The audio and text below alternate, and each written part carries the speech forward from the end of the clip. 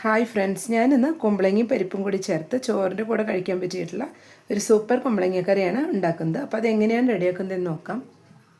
Video ഫുള്ളായി കണ്ട ശേഷം ഇഷ്ടപ്പെടുകയാണെങ്കിൽ ലൈക്ക് ചെയ്യാനും ഷെയർ ചെയ്യാനും സബ്സ്ക്രൈബ് ചെയ്യാനും മറക്കരുത്. കൂടെ തന്നെ സബ്സ്ക്രൈബ് ബട്ടൻ്റെ തൊട്ടടുത്തുള്ള ബെല്ലൈക്കൺ ഒന്ന് പ്രസ് ചെയ്ത ശേഷം അതിലുള്ള ഓൾ എന്നുള്ള ഓപ്ഷൻ ഒന്ന് എനേബിൾ ചെയ്ത് കൊടുക്കണേ. അപ്പോഴാണ് ഞാനിടുന്ന പുതിയ വീഡിയോസ് എല്ലാം നോട്ടിഫിക്കേഷൻസ് ആയിട്ട് എല്ലാവർക്കും ലഭിക്കുന്നത്.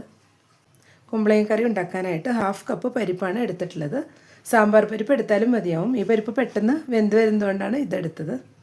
പിന്നെ ഒരു കുമ്പളങ്ങയുടെ ഒരു 1/2 എടുത്തിട്ടുണ്ട്. ഒരു മീഡിയം സൈസ് കുമ്പളങ്ങയുടെ 1/2 എടുത്തിട്ടുള്ളത്. ഒരു ബൗളോളം ഉണ്ടാവും. പിന്നെ ഒരു ചെറിയ സവാളയും കൂടെ സ്ക്വയർ ഷേപ്പിൽ കട്ട് ചെയ്ത് വെച്ചിട്ടുണ്ട്. ഇതെല്ലാം കൂടെ നമുക്ക് ആദ്യം ഒന്ന് വേവിച്ചെടുക്കാം. കുക്കറിലേക്ക് ആദ്യം നമുക്ക് പരിപ്പ് ഇട്ട് കൊടുക്കാം.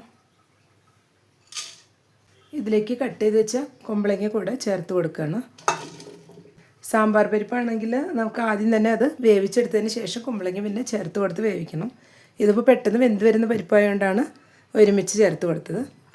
ഇതിലേക്ക് ഒരു സവാള കട്ട് ചെയ്ത് വെച്ചതും കൂടെ നമുക്ക് ചേർത്ത് കൊടുക്കാം. അല്പം വേപ്പില കൂടെ ചേർത്ത് കൊടുക്കുകയാണ്.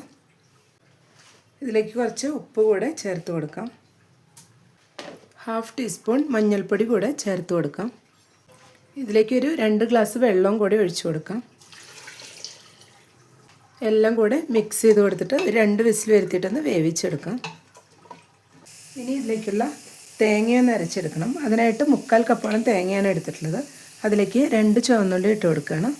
ഒരു നുള്ള് ജീരകവും കൂടെ, നല്ല ജീരകമാണ് ചേർത്ത് കൊടുക്കുന്നത്. അത്രയും മതിയാവും. കൂടിപ്പോയാൽ ടേസ്റ്റേ മാറിപ്പോവും. ഇതിലേക്ക് 4 പച്ചമുളകും കൂടെ ചേർത്ത് കൊടുക്കാം. മുളക് പൊടി ഒട്ടും തന്നെ ചേർത്ത് കൊടുക്കുന്നില്ല, അതുകൊണ്ട് 4 പച്ചമുളക് ചേർത്ത് കൊടുക്കുന്നുണ്ട്. പച്ചമുളകെല്ലാം എരിവിനനുസരിച്ച് നമുക്ക് കൂട്ടിയും കുറച്ച് എടുക്കാവുന്നതാണ്. ഇനി ഇതെല്ലാം കൂടെ നന്നായി തന്നെ ഒന്ന് അരച്ചെടുക്കാം. ഇപ്പോൾ കുമ്പളങ്ങയും പരിപ്പും കൂടെ നന്നായി തന്നെ വെന്ത് വന്നിട്ടുണ്ട്. ഇത് വേറൊരു പാത്രത്തിലോട്ട് മാറ്റാം. കുമ്പളങ്ങക്കറി ഇപ്പോൾ ഒരു പാത്രത്തിലോട്ട് മാറ്റിയിട്ടുണ്ട്. ഇനി നമുക്ക് ഇതിലോട്ട് അരച്ച് വെച്ച തേങ്ങ കൂടെ ചേർത്ത് കൊടുക്കാം. ഇനി ഇതെല്ലാം കൂടെ ഒന്ന് മിക്സ് ചെയ്തെടുക്കാം. ഇപ്പോൾ എല്ലാം കൂടെ മിക്സ് ചെയ്ത് കൊടുത്തിട്ടുണ്ട്. ഇനി എല്ലാം കൂടെ ഒന്ന് നന്നായി തന്നെ തിളച്ച് വരണം. അപ്പോഴാണ് കറിയിൽ ഉപ്പും എരിവും എല്ലാം നന്നായി ഒന്ന് പിടിച്ച് സെറ്റായി വരുന്നത്. നമുക്കിത് ബോയിലായി വരുന്നവരെ ഒന്ന് വെയിറ്റ് ചെയ്യാം. കറി തിളച്ച് നല്ല സെറ്റായി വന്നിട്ടുണ്ട്. ഇനി നമുക്കിതൊന്ന് താളിച്ചെടുക്കാം. ഇപ്പോൾ പാൻ വെച്ച് 1 ടേബിൾ സ്പൂൺ വെളിച്ചെണ്ണ ഒഴിച്ച് കൊടുത്തിട്ടുണ്ട്. ഇതിലോട്ട് നമുക്ക് ആദ്യം കടുക് ഇട്ട് കൊടുക്കാം. ഇതിലേക്ക് 2 ടീസ്പൂൺ കടുകാണ് ഇട്ട് കൊടുക്കുന്നത്. കടുക് ഇപ്പോൾ ഇവിടെ പൊട്ടി വന്നിട്ടുണ്ട്. ഇതിലേക്ക് അല്പം വേപ്പിലയും 2 ഉണക്കമുളക് പൊട്ടിച്ചും കൂടെ ചേർത്ത് കൊടുക്കണം. ഇപ്പോൾ എല്ലാം കൂടെ നന്നായി മൂത്ത് വന്നിട്ടുണ്ട്. ഇനി ഇത് നമുക്ക് കറിയിലോട്ട് ഒഴിച്ച് കൊടുക്കാം. ഇനി എല്ലാം കൂടെ ഒന്ന് ഇളക്കി മിക്സ് ചെയ്ത് കൊടുക്കാം.